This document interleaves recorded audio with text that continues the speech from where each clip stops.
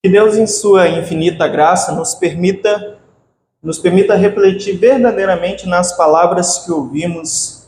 Amém. Havia um homem, certa vez, que era um médico de profissão. E sendo médico, acabou que, diante do seu cenário, acabou ouvindo a pregação do Evangelho e se encantando pela pregação, a ponto de se tornar um grande missionário para divulgar, para ajudar na divulgação do Evangelho, da mensagem da palavra de Deus.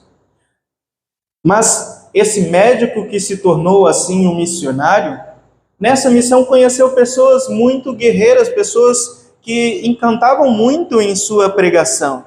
Então, durante essa caminhada, durante esse período em que passou junto com essas pessoas, acabou se encantando tanto que resolveu ir atrás das histórias envolvendo a vida de Jesus, mestre do qual ele ouviu tanto Paulo pregar com tanta ênfase. Ouviu e viu, a ponto de que, guiado pelo Espírito Santo, esse médico missionário que é, na verdade, Lucas, aquele que escreveu o texto de Atos dos Apóstolos, Atos dos Espíritos Santos, como alguns querem chamar, ele relatou tudo aquilo que ele viu, tudo aquilo que ele conviveu, tudo aquilo que ele ouviu pelos próprios apóstolos, pelos próprios missionários do qual ele conviveu por um período. Mas ainda assim, ele foi atrás das histórias envolvendo Jesus, para relatar isso àqueles que são amados por Deus, aqueles que venham a ouvir também a pregação do Evangelho.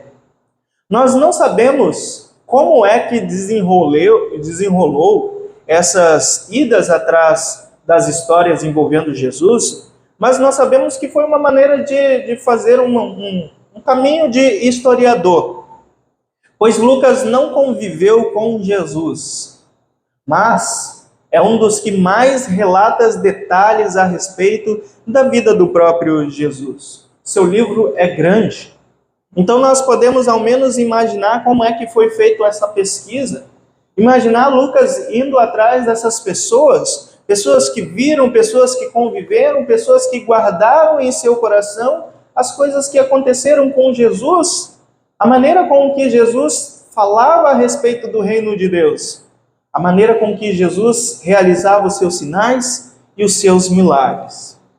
Então é como se a gente estivesse ouvindo a própria Maria contar e narrar algumas dessas histórias para nós através de Lucas. Momentos como, por exemplo, houve um momento em que Jesus foi com seus pais para Jerusalém para a festa da Páscoa. Ir para Jerusalém para a festa da Páscoa é uma tradição. É algo que se fazia costumeiramente, todos os anos, em todas as Páscoas. Há também as leis cerimoniais, leis judaicas, que fazem com que os judeus migrem para Jerusalém, peregrinem para Jerusalém, pelo menos uma vez na vida, se são pessoas que estão distantes, ou uma vez no ano, pessoas que estão ali ao redor de Jerusalém, né, ou um pouco mais distante, que têm problemas financeiros, etc. Então Jesus e a sua família foram para Jerusalém, para a cidade santa, cidade a qual se faziam ali os seus ritos de purificação, seus ritos de sacrifícios, cidades a qual era adorada por ser a cidade grande, uma cidade santa, já foi o centro, a capital do reino de Davi. Então, ali na cidade santa se celebrou a Páscoa, se celebrava a Páscoa pela família de Jesus em um determinado ano, quando José e Maria retornavam para casa depois dessa celebração. E aí, retornando para casa, em determinado momento, nessa peregrinação, onde tinha uma comitiva com muitas e muitas pessoas que poderiam também ser e eram também da própria família de José e Maria, eles não se preocuparam tanto com Jesus naquele momento, mas pensaram que Jesus estivesse entre os seus familiares. E aí se passou um dia e começaram a procurar Jesus. Foram voltando, Mas Jesus não estava junto aos seus parentes. Na verdade, Jesus estava ainda em Jerusalém, tinha ficado no templo, ensinando as pessoas que estavam ali no templo a respeito das palavras das Escrituras. O que nos deixa abismado é que essa história é quando Jesus tinha apenas 12 anos. Ou seja, Jesus ainda não era nem considerado adulto, nem pelas leis da própria época. Essa é uma das poucas histórias, a única história da adolescência de Jesus que nos é registrado nos livros das Escrituras. Quaisquer que sejam outras histórias que vocês ouçam a respeito da adolescência de Jesus, não tratem como sendo autênticas, pois muitas dessas histórias foram escritas bem tempos depois, século 3, século 4 ou em diante, tentando ter ali o que Jesus deve ter feito nos outros anos que não temos relatos. Há inclusive teorias que podemos até tratar como teorias da conspiração, que vão dizer que Jesus se deslocou para a África e lá aprendeu a mexer com artes místicas, o que explicaria então os milagres de Jesus. Mas podemos testificar, podemos bater o pé e dizer: são histórias inventadas, são histórias falsas a respeito de Jesus. Mas essa, relatada por Lucas, é uma história bem interessante, que mostra que quando tinha 12 anos, quando era adolescente, ou um pré-adolescente, dependendo da nossa ideia com essas idades, Jesus já mostrava uma grande sabedoria. Isso deixava tudo guardado no coração de Maria, a sua mãe, que já sabia o que Jesus seria. O anjo lhe falou quando ela ficou grávida. Mas todas essas coisas ficavam marcadas em seu coração. Que esse menino virá a ser? Esse menino é muito promissor. Olha a sabedoria que ele já demonstra nesse momento, mostrando que a sabedoria de Jesus não é uma sabedoria que vem dos homens. Não é a sabedoria que ele aprendeu na África ou qualquer que seja a região. Não, Jesus não foi para uma escola de mestres, mas a sabedoria que vem de Deus. Jesus é o Filho de Deus. Isso é demonstrado quando Jesus é questionado pelos próprios pais, né? Meu filho, por que você fez isso conosco? E Jesus responde: não sabeis que eu deveria estar na casa do meu pai? E às vezes quando a gente lê esse relato, pode até nos dar um certo constrangimento, porque nós vemos um cenário em que Jesus fala: olha, eu estou na casa do meu pai. E quem está ali junto a Maria? O próprio José. José fica olhando a cena assim, dá até para imaginar. Mas é claro que Jesus não se refere a José, mas à própria primeira pessoa da Trindade, a qual tempos depois, quando Jesus é batizado, fala para que todos possam ouvir, ou para que Jesus possa ouvir, através do Evangelho de João, dá a entender que o próprio Jesus ouviu as palavras do Pai que diz: este é o meu filho em quem me comprazo, esse é o meu filho amado, que me traz muitas alegrias. Tu és o meu filho amado. O Pai dizendo diretamente a Jesus. No entanto, muito tempo se passou depois desse relato da adolescência de Jesus, de quando Jesus tinha 12 anos. Muitas coisas aconteceram. A própria Maria ficou viúva nesse meio tempo, de uma forma em que nós não temos, não sabemos como. Mas Jesus iniciou também o seu ministério, perto na casa dos 30 anos, né? Aos 30 anos. Jesus inicia o seu ministério. E durante todo esse período do ministério de Jesus, sabendo qual seria a sua missão, Jesus é cercado por muitas pessoas. Muitas pessoas iam até Jesus procurando que dele viesse curas, milagres, viesse ali as expulsões dos próprios demônios que atormentavam. Muitas pessoas procuravam Jesus buscando pão, buscando alívio para algum problema que estavam passando e etc. Mas havia também pessoas que procuravam Jesus para saber qual que é a missão. Que Cristo tu é? O que é que tem ensinado para nós? como nós podemos entender a sua própria missão? Algumas pessoas procuravam Jesus também, tentando saber o que de fato ele viria a ser. Mas tudo isso faz com que Jesus não fique sempre em Jerusalém, por mais que Jerusalém seja a cidade chamada a Cidade Santa. Jesus, em muitos momentos, tem que se afastar daquela cidade, mas não se afasta para sempre, pois é necessário que Jesus volte a Jerusalém para cumprir aquilo que foi escrito nas Escrituras. Então, novamente chega a Semana Santa, novamente chega a Páscoa. Aliás, a Páscoa, que ainda não era chamada de Semana Santa, porque ainda não tinha acontecido o que viria a acontecer. E 21 anos depois dos acontecimentos que nós narramos agorinha, Jesus estava novamente no templo. Estava novamente naquele local onde aos 12 anos já havia demonstrado a sua sabedoria. Só que as coisas agora eram diferentes. Estava chegando perto o momento da sua morte e de sua ressurreição.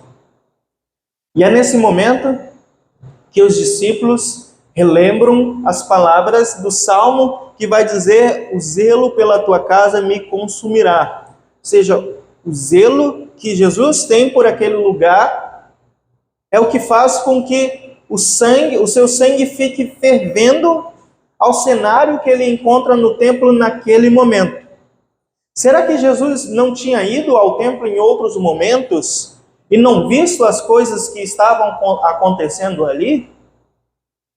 Talvez seja para responder essa pergunta que João coloca essa história bem no começo da vida ministerial de Jesus. Bem no começo da vida ministerial de Jesus. Logo no capítulo 2, João relata esse momento de Jesus no templo. Mas os outros evangelistas como Mateus, ele destaca esse evento num outro momento, lá na semana onde as coisas iriam acontecer. O que traz até um entendimento ainda mais precioso para nós diante da ira de Jesus. Não é um ódio, não é uma vingança, mas uma ira pelas coisas que estão acontecendo ali no templo. Porque imagina, Jesus sabia bem o que iria acontecer naquela semana. Então, pensem vocês numa semana que vocês estão com uma cabeça cheia, lotadas, estão passando por uma situação delicada na vida de vocês, e vocês vão até o local que, a princípio, deve ser o local que te acalma, o local que te traz um sustento, o local que te traz um alívio. E esse local é a igreja.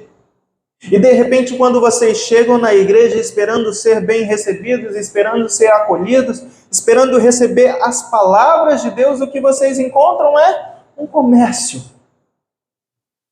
É a semana em que Jesus está agoniado diante daquilo que viria a acontecer na sexta-feira e no domingo. Ele sabe da sua missão. Mas mesmo sabendo da sua missão, isso não torna mais fácil. Isso torna ainda mais agonizante a espera por esses momentos. Então, quando ele entra naquele local que ele olha para o lado e vê todo aquele comércio,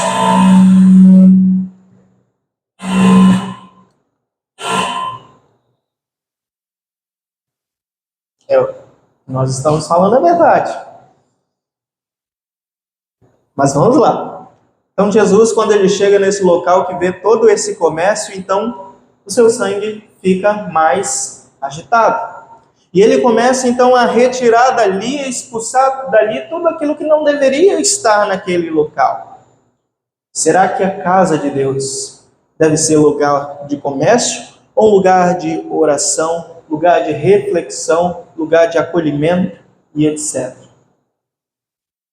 No entanto, não uma contradição, mas há um argumento que poderia e certamente foi usado contra Jesus quando ele é questionado pela autoridade dele de fazer aquelas coisas. Porque, pense bem, se diante da lei, se diante das ações dos judeus.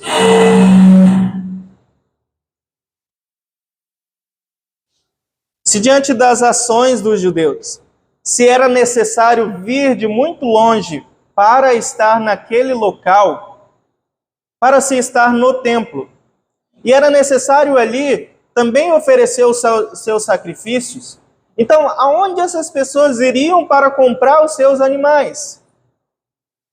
Aonde elas iriam para trocar o seu dinheiro, visto que dentro do templo era necessário que tivesse um dinheiro bem específico? Veja, o que está acontecendo aqui é, na verdade, usar uma verdade, é usar algo que é necessário para conduzir as pessoas ao local que você quer chegar, ao fim que você deseja. É necessário que a gente use e a gente pode usar uma verdade para conseguir aquilo que nós queremos? É mais ou menos isso que acontece com os líderes judeus nesse momento. Bom, a casa de Deus se tornou um local comercial porque é necessário que essas pessoas façam o seu sacrifício. Mas ali é o local disso acontecer? Vamos pensar isso na nossa realidade. Pensar em, vamos usar uma verdade para conseguir um proveito. Será que acontece isso em nosso tempo, nas igrejas por aí? Será que quando as pessoas olham para a necessidade da pregação da palavra, a importância da casa de Deus, será que elas não usam isso como argumento para se conseguir mais e mais dinheiro daqueles que necessitam, daqueles que estão agoniados e estão tristes diante dos seus problemas, diante do seu pecado? E a resposta é: há muitos que fazem isso e há muitos que fizeram isso. A reforma é um grande exemplo disso. Há pessoas que vão enganar outras dizendo assim: olha, se a igreja ou se a palavra de Deus é a coisa mais importante que existe, então doe todo o seu dinheiro para que a igreja possa continuar fazendo aquilo que ela deve fazer. E aí nós vemos que tem algo problemático nessa fala, mas muitos acabam indo nessa conversa e acabam perdendo aquilo que têm, aquilo que conquistaram, aquilo que suaram, entrando nessas falsas promessas de troca e de barganha com o próprio Deus, que muitos líderes religiosos acabam fazendo. Perceba, é claro que aqui nós entramos num argumento relacionado a ofertas. Mas aqui nós temos que perguntar: o que é as ofertas? Quando nós começamos discussões a respeito de oferta, falando de obrigação, falando de pagamento ou falando de fazer a tua parte, então a discussão já começa um pouco errado. Afinal de contas, falar de ofertas não é falar só de dinheiro. Mas podemos envolver tanto talentos, capacidade, cuidado, tudo aquilo que você tem, tudo aquilo que você quer usar para que, confiando na graça de Deus, você compartilha, para que outros também possam ouvir e receber o mesmo cuidado e a mesma mensagem que você recebeu. Não é de livre e espontânea pressão, mas a vontade, mas o próprio querer. Porque se o reino de Deus é importante para mim, então eu ofertarei à medida que eu posso, com gratidão, para que venha a ser levado também a outras pessoas. É assim que nós podemos entender como que Lucas, que era um médico, uma profissão importante, se tornou um missionário. E sendo missionário, ele foi atrás das histórias a respeito de Jesus e relatou isso em um livro, para que outras pessoas pudessem conhecer o próprio Jesus. Mateus, Marcos e Lucas, aliás, Mateus, Marcos e João também fizeram isso. E veja que maravilha, é através dessas ofertas dessas pessoas que nós ouvimos a respeito do Evangelho, que nós conhecemos a respeito de Jesus. E hoje nós podemos ter essa graça em nossas mãos, em nossas casas, nos nossos smartphones, aonde quer que nós estejamos. Às vezes nós passamos pelas ruas e vemos versículos bíblicos sendo escritos em lugares onde nós menos imaginamos. Mas isso é pela graça de Deus, que guiou através do Espírito Santo muitas e muitas pessoas para que essa mensagem chegasse até nós nos dias de hoje. Perceba, isso é o zelo que essas pessoas também tiveram pela palavra e pela pregação do Evangelho. O zelo é algo importante, algo que nós devemos ter pela pregação do Evangelho. O zelo irá fazer com que nós tomamos atitudes, ações que permitem com que a mensagem do Evangelho seja pregada. Mas não devemos confundir o zelo com algo extremista, com algo preciosista, a ponto de identificar, ao ponto de colocar essas coisas, algumas coisas, num lugar elevado onde não deveriam estar. Vou explicar isso. Se a igreja, por exemplo, é um lugar importante, é claro que é. Por isso nós devemos cuidar dela. As coisas que nós conquistamos em nosso dia a dia, nossa casa, os nossos bens, são importantes para nós? É claro. Por isso, como bons mordomos e administradores de Deus, nós devemos cuidar de todas essas coisas. Porém, quando qualquer uma dessas coisas, até mesmo as construções da própria igreja, quando qualquer uma dessas coisas fica no lugar em nosso coração onde Deus deveria estar, e nós ouvimos o primeiro mandamento hoje, então é melhor jogar tudo fora. É melhor não ter mais. É melhor se afastar. Porque na verdade nós estamos pecando. Não estamos confiando e amando em Deus acima de todas as coisas. Mas por vezes as coisas estão nesse local. Isso quer seja o dinheiro, quer seja as construções, quer seja as coisas que nós temos, ou até a confiança em nós mesmos. Nós colocamos no lugar onde Deus deveria estar em nosso coração. Jesus demonstrou isso nesse momento, mostrando que a fé não deve ser as paredes. O lugar não importa tanto, pois o centro da nossa fé é o próprio Jesus. Jesus é aquele que foi morto e foi crucificado. E estava se referindo a isso quando diz, olha, essa construção, ela vai ser derrubada, mas em 3 dias ela vai ser reconstruída. Jesus falava de si mesmo. Mas, por amor às construções físicas, eles entenderam como sendo o próprio templo. Um templo que foi construído lá atrás por Salomão, mas foi derrubado. Foi construído de novo, mas foi derrubado. Jesus estava ali naquele momento, mas no ano 70 foi derrubado de novo. E ainda assim, muitos não entenderam que não é a construção que é o mais importante, mas é a fé.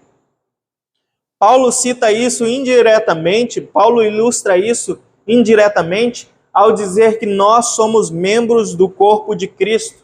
Ou seja, nós somos membros do corpo de Cristo através da fé que nós temos. Quando nós confessamos lá no Credo Niceno, cremos nas coisas visíveis e invisíveis. O que nós estamos dizendo? Que há uma igreja, que nós estamos unidos a essa igreja através da fé, que é uma igreja que nós não vemos, mas é uma igreja que Deus conhece muito bem, a qual Ele sabe cada um que tem essa fé verdadeira em seu coração. Nós olhamos e vemos a igreja visível, que é as construções, que é as obras que nós fazemos, aquela que demonstra a nossa fé. Mas Deus sabe a verdadeira fé que nós temos em nosso coração. E nós podemos ter certeza da salvação quando essa fé é alicerçada em Cristo Jesus. Por isso, se nós estivéssemos tendo esse momento de reflexão lá fora, sentado na grama, estivéssemos debaixo do sol, da chuva, num campo, não importaria tanto. Importaria se nós estivéssemos em qualquer lugar falando a respeito de Cristo como nós estamos nesse momento, pregando que o Evangelho, a boa nova, é a ressurreição de Jesus, que mostrou que nós seguimos confiantes para que no dia derradeiro, mesmo que nós também estejamos mortos, nós seremos ressuscitados para estar com Cristo na morada celestial. Assim, o zelo que nós aprendemos através dessa história é o zelo que nós devemos ter pelas coisas de Deus, pelos mandamentos de Deus, que não se tornam para nós mais aquela obrigação de, se você não fizer, você será condenado. Pois nós confiamos no perdão que Cristo nos dá. E nós fazemos agora como motivação para mostrar a todos ao nosso redor o amor que Deus teve por nós. É um amor que constrange, é um amor que é loucura para a nossa razão, mas é um amor que nos libertou da escravidão do pecado. Um amor que dará a cada um de nós a vida eterna, não através das nossas ações, mas através de Cristo Jesus. Por isso agora nós podemos ter alívio e paz em nosso coração. Nos colocamos nesse momento em pé. Assim, meus queridos irmãos, que a fé que vem do nosso Senhor e Salvador possa estar sempre em nosso coração, nos conduzindo para que nós possamos demonstrar através das nossas ações aquele que nos salvou e aquele que ressuscitou, mostrando para nós a vida eterna. Que assim seja. Amém.